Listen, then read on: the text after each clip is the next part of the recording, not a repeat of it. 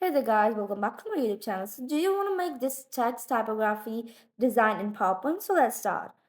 The first thing you have to do is insert a background image and insert your content text and everything else. Now insert a header, increase its size. The font I'm using is modern or regular.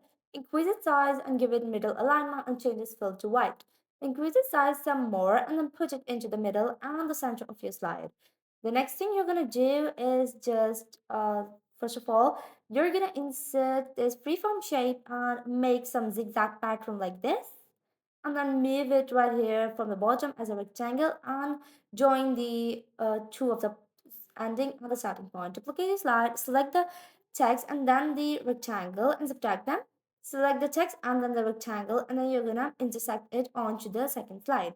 Now cut it and paste it onto your first slide, and you're gonna put it right here like this onto the left side of the first part and change its fill according to the image. So as it is a shape, we're gonna change the shape fill and not the text fill. So let's change this fill.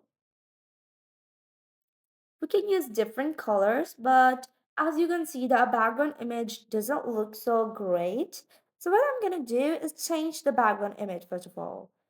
So let's go to from background and click on Insert tab, and next we're gonna insert a new image. The image I'm gonna use is this one. Wait, yeah, this one.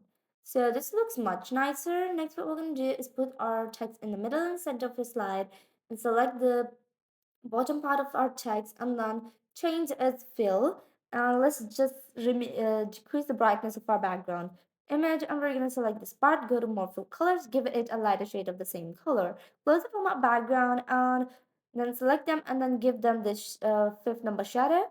So that's all we made in this template. So if you like this video, be sure to subscribe to my YouTube channel. Plus you can download this free template from the link in the description below.